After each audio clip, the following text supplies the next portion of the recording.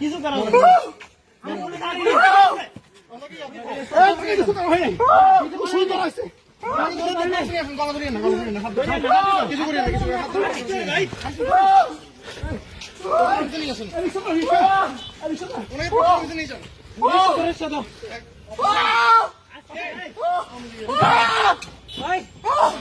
চিনলাম যে আপনারা কেউ মারে নাই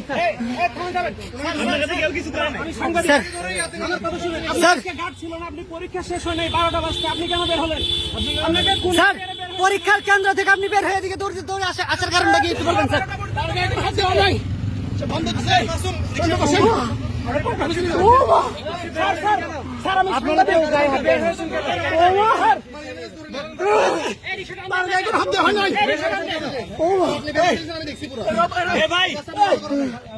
স্যার স্যার